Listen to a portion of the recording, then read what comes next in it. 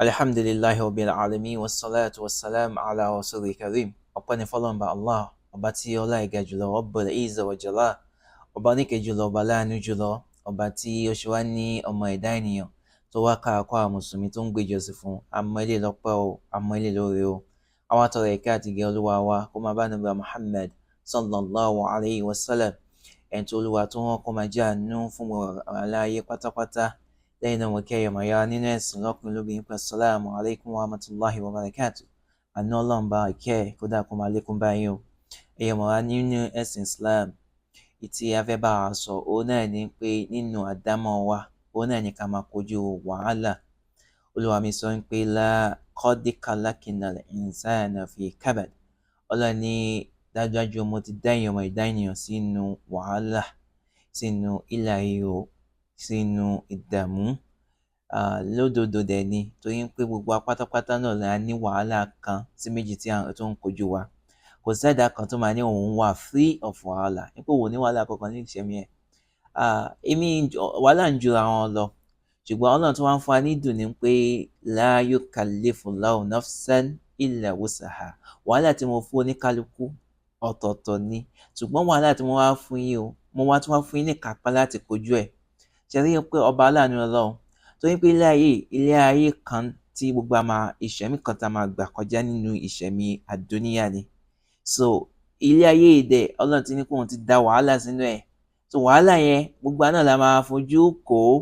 So wàhálà kan ó lè yàtọ̀ sí ìtí wọ́n ń fojú kó, ó lè yàtọ̀ sí tẹ́lómi ń fojú kó, ṣùgbọ́n gbogbo ẹ̀dá ló ń fojú kó wàhálà. Téèyàn bá mọ ilé, ọkàn yẹn á balẹ̀. Ṣé wọ́n ní wàhálà yìí la yukallifullahu nafsan illa wus'aha. Wàhálà tọ́lọ́run mú kò wọ á yàtọ̀ sí ìtò mú kọ ẹlòmíì. Ìtò mú kò wọ déédéé nǹkan tọ́lọ́run mọ̀ pé yes agbára ẹ lè gbé ni.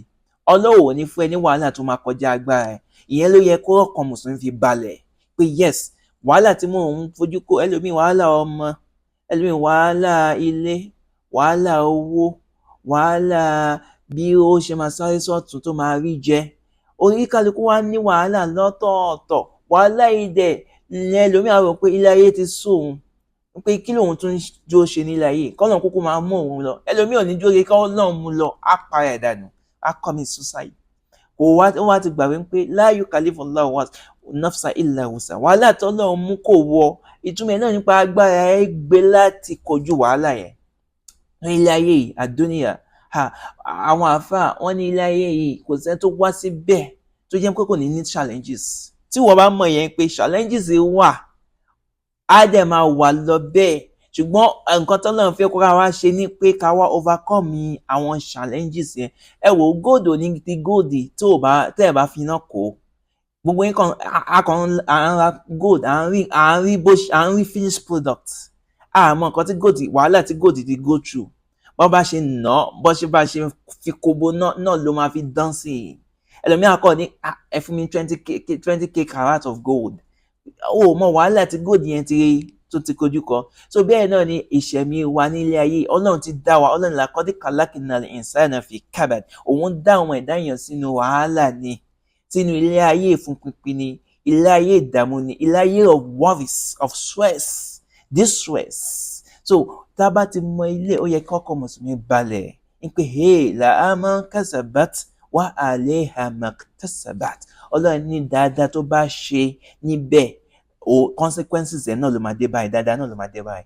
Ṣùgbọ́n wàhálà bá dé báyìí tó jẹ́ pé ọ̀nà tó yẹ kó gbégbà ló gbégbà. Ọlọ́run ní pé ìwọ náà máa fojú ko aburú tó ń bẹ lórí ojú ọ̀nà tó gbégbà.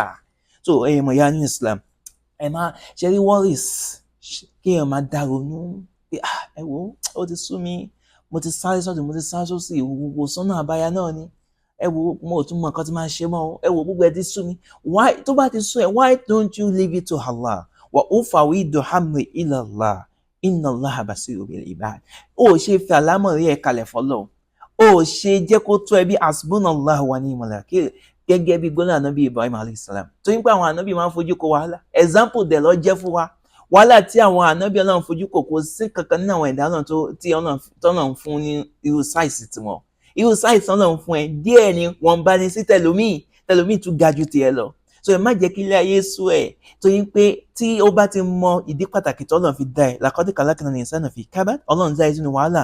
Ọlọ́run dẹ̀ ni wá ní wa ma khalaqtul jinn, tó ti mọ purpose pé Ọlọ́run ò dá ìjọ náà àti ọmọ ẹ̀dá èèyàn lásán àfi ká wá sin Ọlọ́run Allah. So the ultimate goal ni pé why don't you look for the solution in ibadah, nínú ìsìn Ọlọ́run, nínú ìgbàgbọ́lẹ̀ fọ́lọ́run. Ẹ jẹ́ wá sọ solution fún yín. Ànábì Muhammad sallallahu alaihi wasallam ó fún wa ní àwọn weapon, àwọn nǹkan tools tá a máa fi kojú bọ wàhálà tí ó máa bá a nílé ayé challenges tó ó bá Ànábì sallallahu alaihi wasallam. So kí ọ̀nà wo ni Ànábì gbé gbà, because Ànábì was a leader. Ìyàtọ̀ ní pé ó jẹ́ leader, ó jẹ́ president ìlú, ta ni bí president ìlú ló jẹ́ Amirul Mu'minin, ẹni tó ó ṣe aṣáájú gbogbo mùsùlùmí, àlámọ̀rí gbogbo mùsùlùmí ló wà lórí ẹ̀, àlámọ̀rí ẹbí àwọn ìyàwó ẹ̀ ló wà lórí ẹ̀, àlámọ̀rí àwọn ọmọ ẹ̀ ló wà lórí ẹ̀. Ọlọ́run wá fún ní gbogbo ẹ̀ pátápátá, Ọlọ́run wá gbé wa lápá Ànábì wa Muhammad sallallahu alaihi wasallam. Ọ̀nà báwo ló ṣe wá gbégbà tó fi wà successful, báwo ni àwọn tó tẹ̀lé ṣe gbégbà wọ́n ṣe wà successful, òun náà ni wọ́n fún ilé ni o. Ànábì wa Muhammad sallallahu alaihi wasallam ó sọ nínú àdéhùn ẹ̀ kan, ó ní kí ní gbogbo ìgbà tí wàhálà bá kojú bò mí, mo máa ń sá lọ síbì kan, mo máa ń sá lọ sínú ìrun. Inú ìrun ni Ànábì sallallahu alaihi wasallam solution, kí ẹ máa kírun, kí ẹ máa torí wàhálà kó lọ máa kírun. Ẹ mọ̀ kẹ́lẹ́ mi àwọn pé ẹ wo wàhálà ìbóyá kí mọtí para mi àbí kí n sun dánù. Ànábì sallallahu alaihi wasallam ibi tó máa ti rí solution òun náà ni nínú ìrun. Tí kankan bá dé bá ní wàhálà, á lọ sí orí ìrun. Ànábì Muhammad sallallahu alaihi wasallam nínú àdìsọ ó ní pé ibi tí máa ti ń rí àádùn ayọ̀ nínú ọkàn, òun náà ni nígbàkigbà tí bá lọ sínú ìrun. Lẹ́yìn pé ẹ imagine gbogbo wàhálà tó kojú máa Ànábì sallallahu alaihi wasallam, ibi tó ti ń rí solution ẹ̀ òun náà ni kó lọ kírun. Ìwọ náà ṣe bẹ̀rẹ̀ sí máa kírun. Tí wàhálà kan bá ti wọlé tọ̀ ẹ̀, ìwọ náà ṣe lọ yan náfìlà kó bẹ́ẹ̀ lọ. Ànábì sallallahu alaihi wasallam ó sọ bí Bilal ló ní ẹni tó máa ń pè fún Ànábì Muhammad sallallahu alaihi wasallam, ó ní yá Bilal, ìwọ Bilal akíní sọlá, lọ́pẹ̀rún lọ́pọ̀ àwọn èèyàn pé kán wá kírun, àrínà bìhà, bóyá a lè rí ìtùtù ojú ń bẹ̀, ká lè rí comfort, ká lè rí ìfọkànbalẹ̀ nínú ìrun. Ànábì sọ̀sọ́lá nígbà tí àwọn ọmọ ẹ̀ kó fún, Ọlọ́run ní inna a'tainakal kawthar, Ọlọ́run ní dájúdájú o. Ẹ mọ̀ pé wàhálà kan ló dé bá Ànábì sọ̀sọ́lá, ọmọ ẹ̀ kú, àwọn ọmọ ẹ̀ kú.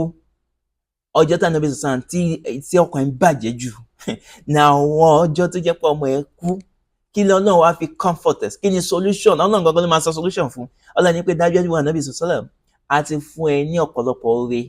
Inna a'tainakal kawthar fasolli, torí ẹ̀ bẹ́ẹ̀ ń kọ́ li rabbika. Ọjọ́ tó ọmọ ẹ̀ kú lọ́lọ́run ń sọ fún Ànábì sọ̀sọ́lá ló sọ ayé ìkàlẹ̀ fasolli li rabbika, lọ kírun fọ́lọ́run bá ẹ̀. Torí ẹ̀ pé ibi tí wọn náà ti lè rí solution, wàhálà gbogbo ìrònú yẹn kò ní help. Tó bá dá jókòó kò lè help.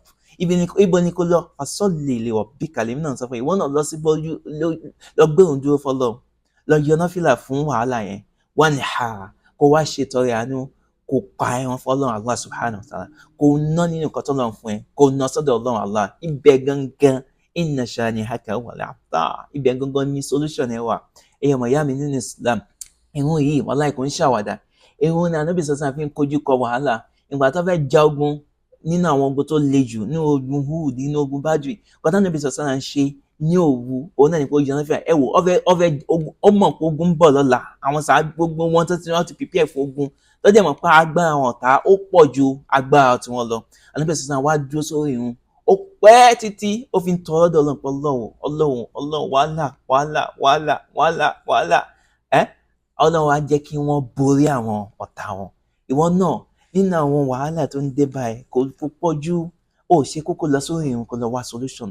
Bí Allah subhanahu wa ta'ala náà á fẹ́ ní solution lórí ìrun. Tó pé ìrun kíkí wallahi agbára ń bẹ́ẹ̀.